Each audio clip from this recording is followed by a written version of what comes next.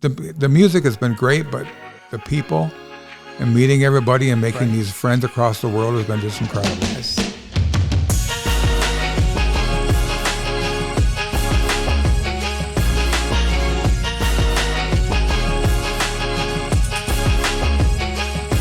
Chip, welcome to the podcast. Thanks for having me. Absolutely.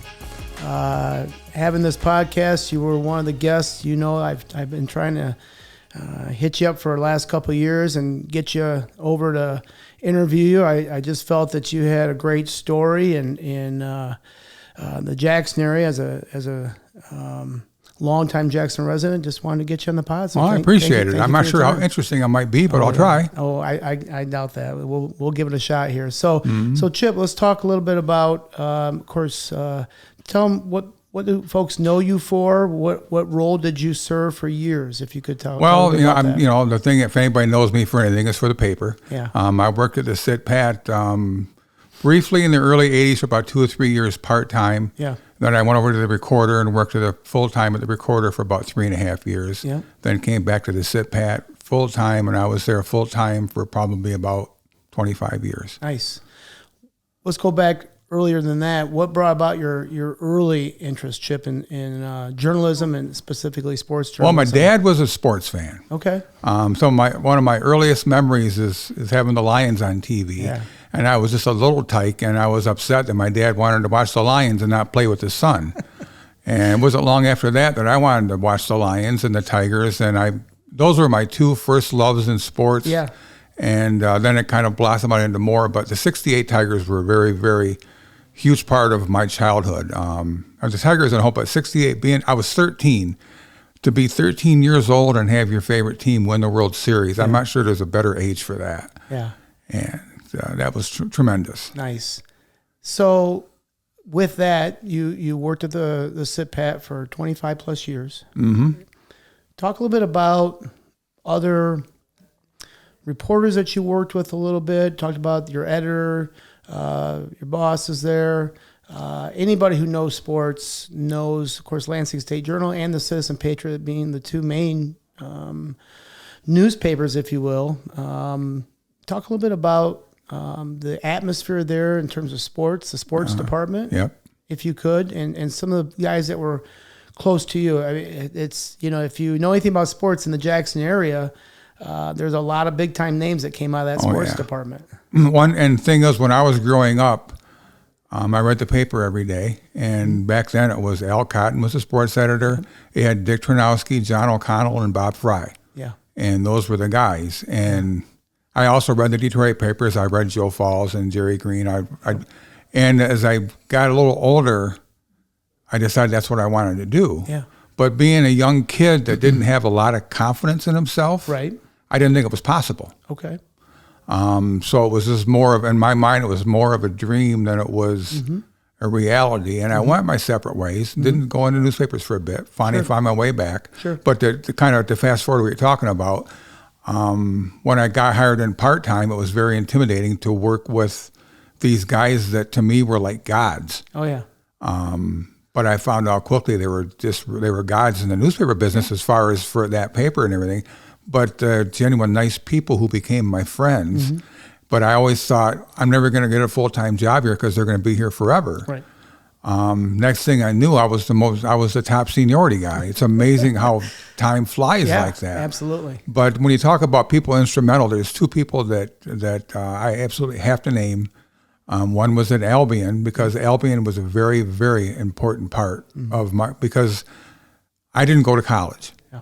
And the Cit Pat would not hire you full time if you didn't have a degree or experience full time on a daily paper. Okay.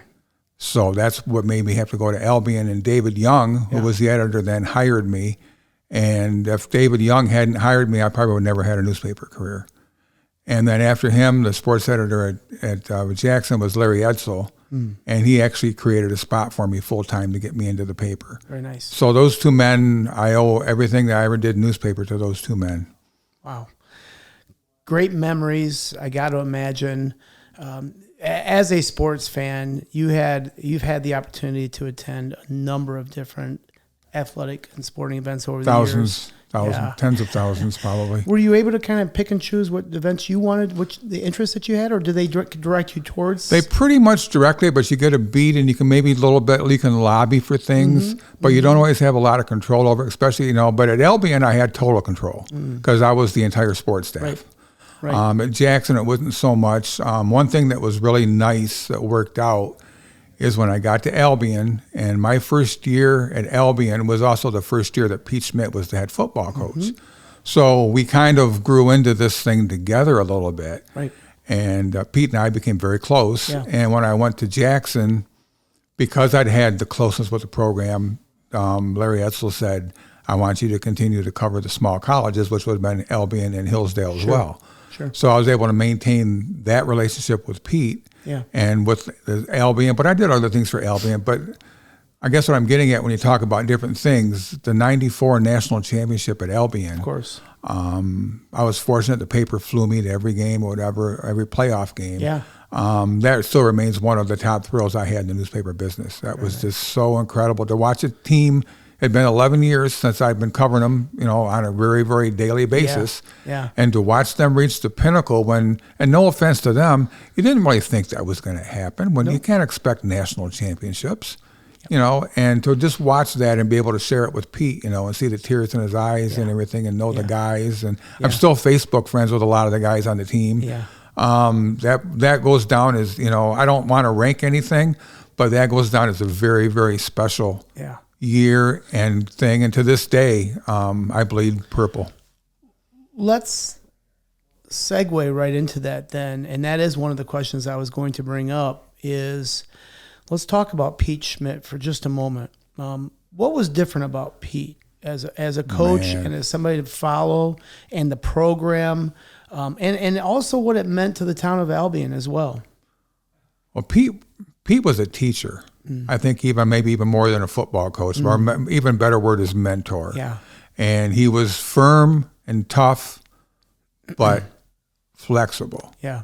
And he and I actually we had some growing pains. Pete didn't really like the media. Okay. Thought it was kind of a unnecessary evil. But he would give me the time that I needed and be very good. But he told me he didn't like it. Yeah. And I can give you a quick Pete. This is my favorite Pete Schmidt. Well, not my favorite. One of my favorite Pete Schmidt stories. There was a running back you might remember by the name of Hank Weinman. Sure. Little guy. Sure. But he had set the NCAA record for the most consecutive 100-yard rushing games. Absolutely. And I had to sit pat at this time. And I wanted to do a feature story on Hank. And so I grabbed Scott Stoner, who did a lot of work for the Recorder, as the photographer, and we came over to practice. Yeah. And I had it in my mind because Hank was a very unselfish guy. And he wanted his linemen to be recognized. Sure. Okay, I'm okay. So I had the idea in my mind, he's this little guy. I said, let's get a photo of the lineman holding him with him laying across their arms. Yeah. So I've got to go out to practice and interrupt practice, which Pete did not like one iota, and set this photo up and get this photo of Hank and everything. And we get it and whatever, and we get back to the office. And this is back when we're still dealing with film. Sure. And Scott put the film in, and something happened, and everything was ruined. Oh. And I'm like, you got to be kidding me. We've got to go back now, and Pete doesn't like this in the first place, and I got to go back and have Pete growl at me again. But we had to do it. Yeah. So we went back, and we took the photo and everything, and Pete was gracious. He didn't like it, but he okay. Yep. Story came out in the paper, and I saw Pete at the next game, and he pulled me aside, and he said, you know something? He said, I received so much feedback from that story. Nice. That I've kind of changed my mind about the media a little bit, and maybe it's a little more necessary than I thought. Yeah. And it was just, that was such and then he and I were so close. And the last thing about Pete that this is probably my favorite story about him in a lot of ways. Sure. When he left Albion, we had talked, and he told me that he was leaving for Indiana. Okay. But he hadn't announced it yet. Yeah. And he said, I want you to have the exclusive. But he said, I can't do it until the last minute. So I said, okay. So he says, I'm going to call you at 9 o'clock in the morning. And when everything's official, I'm going to give you the news. Sure. Great. So I call my boss. I got this breaking story.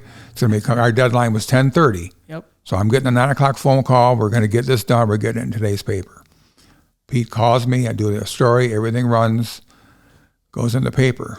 I get a phone call, forget who it was from, probably Robin Hartman, but I'm not sure. Or no, it wouldn't have been Robin. It doesn't matter who it was from. And the president of Albion College, Pete, had not told him yet. And the paper was delivered to him, and he opens the sit pat, and he sees that his national championship coach is leaving for Indiana. And when Pete called me, he said, I had no idea it was going to be in that day's. I thought by talking to you today, it'd be in tomorrow's paper. I said, I got a 10:30 deadline. Yeah.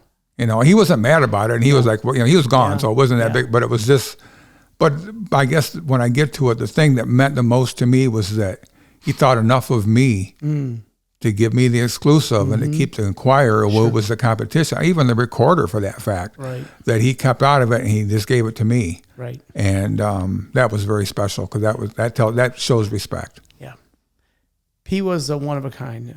They broke the mold. And I don't usually go off on a tangent like this in the pods, but he was a mentor of mine growing up in that town. Yep. Morley. Yeah. Morley. Pete, and I would probably say Mike Bitar right up there as well. Bitar, yep. Those were along with my father, who you knew, were mentors of mine growing up. Yep. And those are good ones. Yeah, you can't go wrong there. No, you can't go wrong there at all. You can only hope to live up to about half of the men they were. So yeah, let's go a little bit more recent news. And you're going to educate me here. Al Glick. Okay, good friend of mine. Educate us on the facts in terms of monetary donations, what he meant, business-wise, everything else in Jackson, but also any other stories or any other sides, or just your own personal opinions on him and what his legacy meant to the Jackson area and mid-Michigan and Ann Arbor. Sure, absolutely. Well, I mean, I'm sure there are things in Jackson that I don't even know about. Yeah. That he has had his hand in on. But right now, they are building a very, very impressive athletic facility at Jackson High School that Al has pretty much funded. Okay. But he's done so much in there. He always has given back. I'm always amazed at how many athletes that I talk to that will mention him as he has done this or that, and a lot of it he's trying to steer him to Michigan, which is you know that's fine. Sure. But just a tremendous guy. But I've got some Al Glick stories. Yeah, go ahead. I first met Al back in the early 1980s. Actually probably before that. Probably in the mid 70s. We happened to bowl in the same league. Okay. No, it would have been the early 80s because that's when I started working at the paper. Okay. And so we became friends because I was at the paper, and he told me that it was his boyhood dream to be a sports writer. Oh, wow. And I said, geez, that's really weird. I said, because my dream was to be a millionaire. And I said, I think you made the right decision. And he laughed, of course. But so we got to the point where we would bet every night in our leagues. We would bet $1. And I had a higher average than he did, so I had to give him pins, which was fine. And he always was dressed very unassuming. If you walk in the bowling alley, he'd be the last guy you'd pick out as being the rich guy. Yeah. And then when he would beat me, he was right there with his hand out for that $1, like it might be the $1 he needs to eat on, you know. And but just a wonderful guy, and we stayed friends for years. He wanted to take me over to Michigan practices that were closed. Yeah. But he said that Lloyd Carr didn't like the media there. Okay. And so he said, I can't. And I said, that's fine. I said, but trust me, Lloyd wouldn't know me from Adam. Yeah. But I said, that's, you stick to your, don't risk that, whatever. But just a wonderful, then he would also go to bowl games, and he would bring back programs from the bowl games for me because he knew I liked to collect those and everything. Jeez. But he didn't just do that for me. He did that for dozens, hundreds, thousands, that's the way he loved to give back to everybody that he knew and everything. That's just his nature. You can just tell by the pictures, not just his camps there in Jackson, at the U of M facility with the athletes. You could just tell by the smile that he absolutely loved. He did. And it wasn't about the philanthropy and the aura of that or anything. It was he truly loved helping folks, and he truly loved his U of M athletics and Jackson athletics. Yes, and Jackson, he was very, very dedicated to Jackson. Matter of fact, I guess Louis was his father. His father lived about 4 blocks from me when I was a kid. Yeah. Of course, I didn't know anything about anybody being rich or anything. Sure. But I knew one thing, that on Halloween, if I went to Mr. Glick's house, Yeah. I wouldn't get candy. I'd get quarters. His father. His father, yes. Nice. So we would usually make 3 or 4 trips for that. Smart. Mm-hmm. Smart. Chip, you've seen a lot of coaches and athletes, but let's lean on coaches right now. Who are some of the more colorful coaches that you've had the opportunity to have run-ins? And if you have a story talk about or locally two, or talk about nationally? No. Let's take locally. Let's go mid-Michigan. Let's go Jackson, South Central mid-Michigan. If you say colorful, one of them that comes to mind would be a local guy to the Albion area, would be Bob Mercelitz at Concord. Mm-hmm. To call him a character would be to say it mildly. But what a wonderful guy. Yeah. It's funny, one of 2 coaches that tell me this, and they both were coaches I covered at Albion. And one was Bob and the other was Mike Turner. But both of them, after I'd covered them for so many years, I would go in the locker room and they would say, just quote me whatever you want me to say. I trust you. And I can't do that. Yeah. You need to say it, you know. Yeah. But Turner too, when he would stomp his foot at the basketball games, you know. Oh yeah. Mike was such a wonderful man, you know, and I just really, as you can probably tell when I'm talking stories, I'm not doing this on purpose because I'm here in your Albion. Yeah. Those were special years to me. Oh, I bet. Very special years, and I wouldn't have been where I was, where I got to if it hadn't been for Albion. How about athletes? Tell me an athlete that just stands out to you that you always admired, wouldn't show necessarily up in the box score, but would always the hardest worker, and it eventually paid off for them. Does one stand out, either male or female, for you? The one, I mean, a lot of them do in a way, but one that jumped out to my mind when you said that, and would be a name that probably most people wouldn't know because it was long ago, was a guy named Tony Hill. Okay. He was a point guard at Concord. And that was a really good team. I think they went unbeaten and everything. And he wasn't the star. Troy Love was the star and everything. But Tony was the point guard. Yeah. And I've always had a kind of a favoritism to point guards because I look at them as like quarterbacks. Tony just did everything well. Yeah. You know, and never really got probably what he deserved because he didn't have all the points. And Troy was the star and everything. But he would be one. But, I'm trying to think, another one comes to mind, but this guy got all the credit, but I kind of anticipated that you might be asking me some of this stuff. And if you want to talk talent, Maurice Ware. Yeah. I don't think I covered very many in my career that I covered very many, if any, more talented athletes than Maurice Ware. I think you probably know this, and I'll share my own. Maurice was a year ahead of me, friend of mine still today. I think he was the number 2 overall recruit in the nation behind Andre Rison. Mm-hmm. And I remember Bo flew his helicopter down to the practice field at Albion High School one time to visit him. And of course, Maurice ended up going to Northwood, and he was MSU's number 1 recruit. Right. And ended up going to Northwood and did very well there. I think he broke every receiving record there. Everyone, yes, and but just an outstanding person, outstanding talented athlete for with a Magic Johnson smile. 100%, 100%, and still does to this day. Yeah, I remember one of probably my favorite little Maurice moment. It was just a stupid little moment, but I just remember it. I think it was Twin Valley track, the league meet for Twin Valley. Mm-hmm. And of course, as a paper in Albion, I had to do a lot of photography as well. Yeah. If Scott wasn't available on that day, he wasn't, so I was shooting pictures. And I figured Maurice is going to win the long jump. He usually did, whatever. And I wanted to get a picture of him coming at me, jumping with, but I'm going to be right at the end of the pit, and a lot of kids aren't going to want this. Right.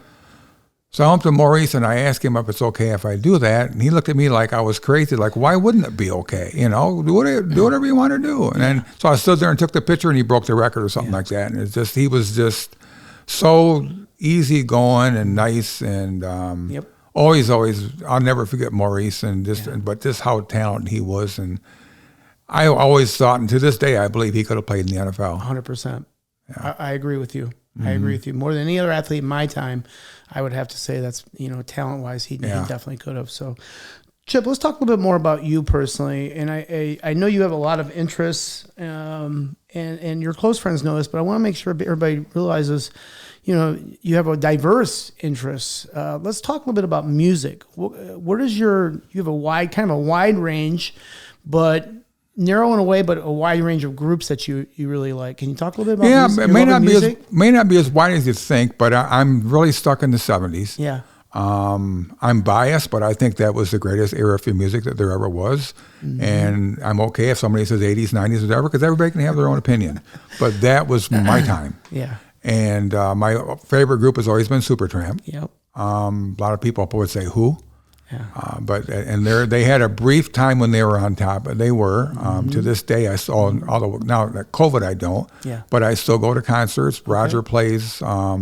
I've got to meet Roger Hudson many times. The thing that's been really neat about that is there's a pretty wide range, I guess you could call it a fan club in a way, on Facebook of all these people that are connected through Roger. Sure. All over the world. Yeah. And I've met people from all over the world that not met, but I've gotten to know them through Facebook. And one fellow in particular named Peter Schwartz in Germany, we're friends like if he was living across the street. Mm-hmm. And it's been all through Roger. But the thing that was neat was in May of 2014, Roger played for 4 nights in a row in Milwaukee. Okay.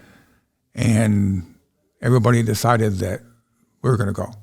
To every one of them. Yep. So Peter flew in from Germany. There was people from so many different countries that went to, and then we all stayed in the same hotel. Oh, the band came and partied with us in the bar afterwards and everything. The music has been great, but the people and meeting everybody and making these friends across the world has been just incredible. Nice. And that's how I feel about sports. People, like, you might ask me, I don't know if you will or not, but so many times I'm asked, what's the most memorable game you saw, or what's this game you saw? And I'm like, I don't remember games. Yeah. I remember people. Yeah. Like we've been talking about Pete and everything. I mean, I always looked at my job as being a storyteller. Yeah. And I was blessed with the opportunity to tell some of the greatest stories of people's lives. Yeah. Some of the disappointments too, but that went along with it. But to be able, that's a heck of a responsibility too. But then to do it and to have them say thank you or that they enjoyed it. You feel like you're doing something that's kind of important. Yeah, for sure. It's all about the people and the connections. It's all about exactly. I mean, the game. Like I remember many, like we just talked about. I remember many more people than I remember games. Yep. And that's what it's all about. Is making those connections, and because that's what endures. Yeah. It's not. I remember your dad. Your dad always would come up and talk to me. He'd see me at a baseball game, whatever. Hey, how you doing? Hey, nice story. I like that story. Whatever. Always, your dad always reached out and said hi. It was, the admiration was for you, and your trade was there as well. Your skills as a journalist were there as well, and he always spoke well. Yeah, he very. You struck gold when you got him for a father. Thank you for that. I appreciate that. Let's talk about. I know you have a few eateries around Jackson and Albion area. Anybody that knows me knows that my infatuation with Lopez Taco House. Lopez Taco House. It goes back to actually David Young, who we mentioned earlier. I can remember the first week I worked at the Recorder. He told me, he said, "There's one thing you need to learn," and he says you need to learn that the best wet burrito going is down the street. Without a doubt. So he took me down there, and that was 1983. Yeah. And I've been in there. Now, I don't go in there very much because I'm far away and things, you tend to, but I still get back. But I've been in there every year since 1983. Of course, they recently had a small fire there, and things are all fixed up. So yeah, well, I went back, and this is what's crazy. I went back in. The waitress came over, and she said, "Mexican sandwich with a cheese enchilada on the side." And I said, "You got to be kidding me." She knew. She remembered. Yeah. That's awesome. I love that. Let's talk about, of course, as we mentioned earlier, you've been to a lot of sporting events over the years. But I noticed, though, that you're willing to travel. I love to drive. Not only to many Tiger games a year, but also you go to some of the more niche teams. Mm-hmm. The Grand Rapids right Griffins. Yep. Yeah, exactly. Mm-hmm. The Detroit Crews. Motor City Crews. Yep. Excuse me. Where is it? Just your love of sport, or do you see unique situations there, or where does that willingness to travel come from? Because it's got to be something that's, for you to hop in the car and go see those teams. Mm-hmm. Is it just a love of sport, or do you like the characters that you see at those? I do. I connect when I go there. I typically will connect. Mm-hmm. If I don't connect, then I won't go back. But I typically do. Okay. But it's also a part of it. When I worked and I loved my job, but I couldn't be a fan. Sure. I wasn't even allowed to clap or whatever. Plus I had to be thinking of questions, whatever. Mm-hmm. Mm-hmm. Now I can go to the game and sit back with a hot dog or whatever and watch the game as a fan. But I'm not really a typical fan, but I just watch it. But I have, as I've gotten older, because I have seen so many things, mm-hmm. Few things that weren't important to me before are important to me now. Ease of parking, mm-hmm. Cost. The tickets to go to a Red Wing game cost so much money to go to a Red Wing game. Yeah, I can go to a Griffins game for $20. Yep. And park right across the street. Sure. And I'm seeing guys that played in the NHL, and I just kind of realized that to enjoy sports, you don't have to go see the top level. The top level is great. Don't get me wrong, and I still do it. Sure. But don't limit yourself to that. There's other, and I tell you, I give a plug to the Motor City Crews. Nobody goes there. It's an absolute fun atmosphere. A brand new building, Wayne State's building. It's real sharp. Parking is right there on site. Right. The tickets are cheap. Right. And you got guys that are one step away from the NBA. Amazing. Yeah, but you go there and it's like, where is everybody? Yeah. But then again, there's no traffic jam. The ease of it attracts me. I love stuff like that where I can just go and just stroll in, stroll out. I don't mind being the only person there. Have you ever gone to any of those games and just said to yourself, I wish I was still maybe a journalist, and because there's been times. There's a story here, and there have been times. There have been, more often than not, I don't, to be honest. But that's not. I can't say that there haven't been times that I wish that I was. Usually, it's when something special happens or somebody that maybe I know. And I used to write it. See, that's what really is rough, is if I've covered somebody, mm-hmm. which pretty much isn't the case now, but they have. And then, one of the big ones, and we haven't mentioned him, but Tony Dungy. Yeah, we're going to. Yeah, okay, yeah. Well, when he went into the Pro Football Hall of Fame, I would have given my right arm to be able to write the story. Right. But I did he included me in his friends and family sitting and everything. Yep. So I got to go, but that was one that I was like, oh, I wish I could write this. I can only imagine. Let's go there though. Let's talk about Tony, yourself, Parkside in the 70s. And Frost. Yeah. Tell me a little bit about that. And it's for my own curiosity. I want, I get shades of that. I get glimpses of that. But I mean, just the time around him and what he must have been like back then. Can you talk a little bit about Tony as a person and as an athlete, just a little bit, if you wouldn't mind? Yeah, Tony is a product of his parents. Much like you, Tony also struck gold. His family, his father was a Tuskegee Airman. Okay, I didn't know that. Very, very quiet, soft-spoken man, but when he spoke, you listened, and Tony certainly did. Just a wonderful. And his mother was was an English teacher at Jackson High. Okay. And pretty much anybody who had her has told me that she was their favorite teacher.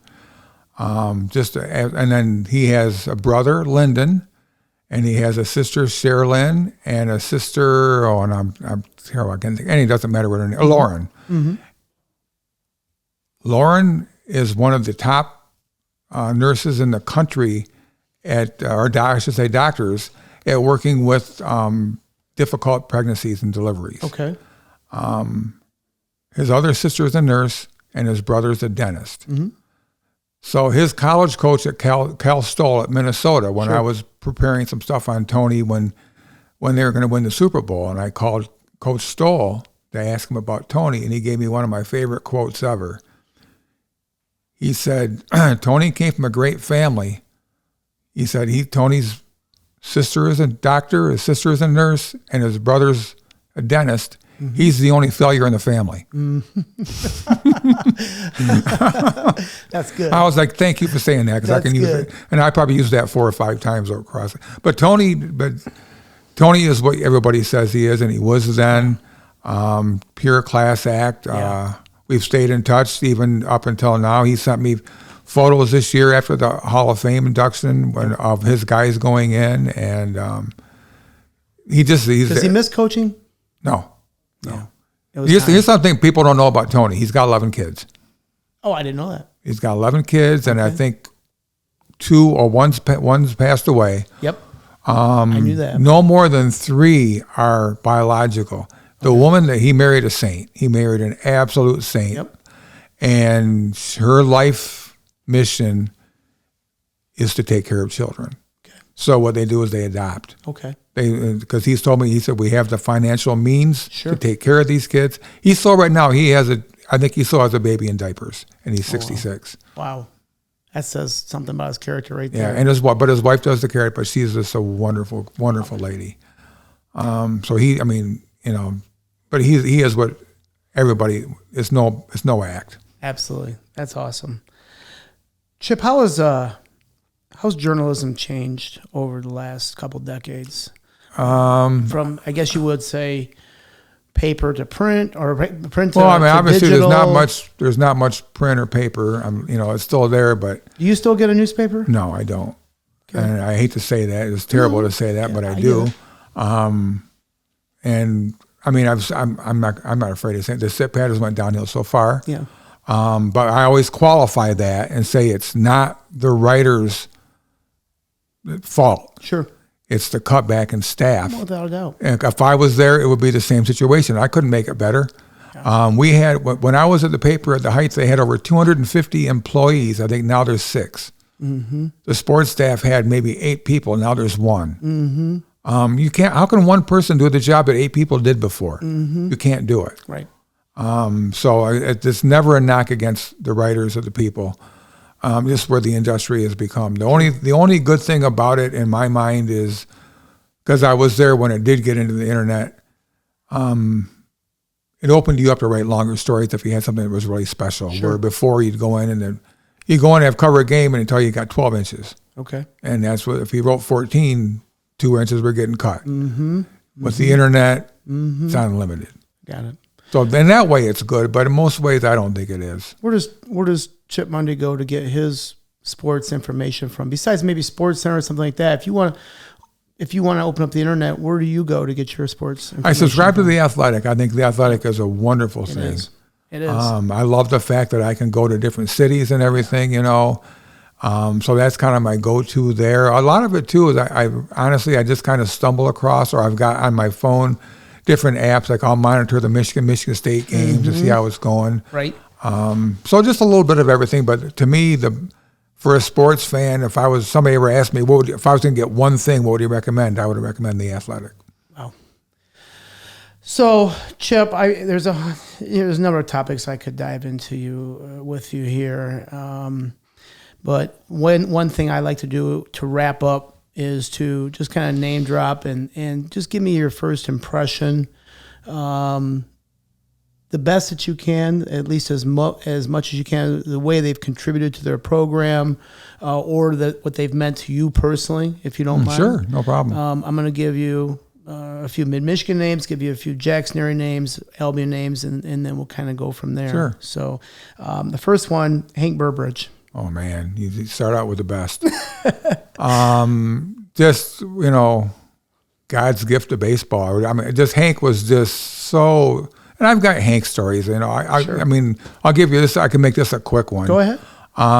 Hank was closing in on 1,000 career victories, but he was probably it might have been his 900th when we got talking about it. Mm-hmm. And he says to me, to be honest with you, he said, if I got to 999 and it was time to quit, it wouldn't bother me. Yeah. He said, I don't need 1,000, whatever. So you fast forward when he's getting close and he gets diagnosed with cancer. Yeah. And when he gets to 999, they have to take him to the hospital in Ann Arbor. Yep. So I covered the game when they won. It was still his team, so it was technically his 1,000th win, but he wasn't there. And it just made me feel so bad for him. Sure. But I got wind that the players had a big banner that they all signed, and they were taking it over to the hospital in Ann Arbor. Yep. And my reporter hat came on, and I went to probably Sam was coaching then. I went to Sam. I said, "Would you mind if I come along?" Yeah. He said, "No, you're more than welcome." So I went in and watched the whole thing. I was able to write a story on it and everything. Yeah. But Hank was special, and he wasn't special to me. He wasn't special just to me. He was special to pretty much anybody that knew him. Sure. Herb Brogan. You know, I tell you, Herb did something for me no other coach ever did. Mm-hmm. And it was pretty impressive. My mother had passed away. Uh-huh. And I might even get emotional here. As a visitation, the entire coaching staff came in, had left practice. They were in their shorts and shirts. And Herb let them in, and they all came in to pay their respects. And I never expected any other coach to do that. But I was just stunned that not only see him, I think a couple of basketball coaches might have, Sure. but to bring the entire staff in like that, Sure. plus dress day, mind-boggling. Yeah. So, I mean, obviously, I think that he's such a legend in Jackson that I've actually been thinking about trying to get more involved with the Michigan Sports Hall of Fame and try and get more people from the area involved. And he's somebody that I think could warrant a spot over there. He's still rolling. I don't know how long he's going to do it, but he's going to do it as long as he wants to. Without a doubt. But this, you know, and the thing that's also remarkable is Jim Crowley set such a standard there. Yeah. And how do you succeed Jim Crowley? Well, And he did it. Go ahead and talk about it because I had him on the list Well, down the road. but here. honestly, though, Jim talking about one of the same. Talking about him. But I didn't know Jim well because Jim was murdered in around 79 or 80. That was just when I was getting going. But my one encounter with Jim was when I worked for the high school paper at Parkside, and it was the week of a Parkside Luma Christie game. Yep.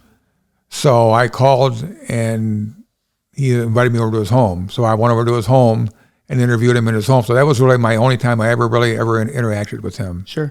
But that was so nice of him to do. I'm from the other paper, but I'm a kid, Yeah. And he said, "Sure, come over, I'll talk to you." So I did it. awesome. So I'm so glad that I look back, and even though I don't have the story, Sure. I did do a story with Jim Crowley, and I'm thankful that I did. Great. That's awesome. Russell Davis. Russell. It was really funny because it would have been about 10 years ago or so. I'm not living in the same house now. Yeah. Russell lived down the street from me and didn't know it. Mm-hmm. And we found out. But just a wonderful guy. It's so weird because I went to the 83 Rose Bowl. Yeah. And Russell scored a touchdown in that game. Yeah. And then come to find out later, we're going to become friends, and he's going to be living down the street from me. Mm-hmm. I think the world of Russell. I don't see him much anymore, but I used to have a hobby where I collected games on football, baseball games. I've got a huge collection of lower games on DVD. Sure. And I was in a part of a trading group where other guys were like, "I've got this game, we'll trade you that." Right. So I looked down and went to Russell's career and found his best game as a pro. And I was able to get it on a DVD, and he didn't know it. And I walked down, knocked on his back door, and I said, "Here." And he was like, "Oh my God." He said, "I know what I'm going to do today." That's great. But this is a great man, great, this Michigan man all the way. Yeah. Russell's a good guy. Gary Tompkins. Oh, man. It's like you know who to talk about. Gary Tompkins, I was retired, and I got a phone call from the sports editor, and he said, "Gary Tompkins just called, and he wants your phone number." I said, "Okay, if I give it to him." "Sure." "Why is Gary Tompkins calling me?" Yeah. Well, I think he was looking, that's when his boy was getting good. I think he was looking for some ink for his son, even though his son was out in Arizona. He still, wanted to let his friends back home. Yep. I don't think he knew I was retired. Okay. So there really wasn't much I could do for him at that point, but we got talking, and it became into a situation where we then called each other. He's the only athlete like that after all those years reached out like that. And like whenever there'd be a big Iowa State win, I'd call him, "How about those Cyclones," or whatever, and we'd always talk. Yep. Well, he called me and he said he was coming back, and this is one of my big regrets in life. But it is what it is. He called me, said he was coming back to do a camp at Jackson High School. Okay. And then that winter they were going to retire his number. Okay. And he said, boy, if you get a chance, come out to the camp, and I'd like to see you. Okay. Yeah, I will. Got up that day, and I had something going on, and I could have put it off. But I remember thinking, he's going to come back this winter, and I'll just see him then. Mm-hmm. He died of a heart attack 2 weeks later. Oh. And you always hear that thing about don't put off. Yep. You never know. And I did, and I didn't get to see him that last time. But I did make it a point to go out for the retirement ceremony. And actually, I was stringing for the MHSA then. Okay. And I actually wrote a story about that night. So, but that didn't make up for not going and seeing him that last day. Yeah. Chip, it's been an absolute pleasure. I could sit here and talk to you for hours. Yeah, it's been fun about these stories. Mm-hmm. And we may have to look at version 2 down the road, but who knows? Who knows? I appreciate your time. Thank you for coming on the pod today and allowing me to catch just a glimpse of your life and the stories that you've had the blessing to be a part of. And thank you again. Well, thank you. I wouldn't do it with just. I don't like talking about myself. I wouldn't do it with just anybody. But you did great. Your dad, and remember covering your wrestling career and everything. Yes, it goes back a long way. I appreciate that. And like I say, Albion has always been special to me and always will. Yep. Well, again, thank you so much. Yep. Thank you. All right. You bet. Thanks, Chip.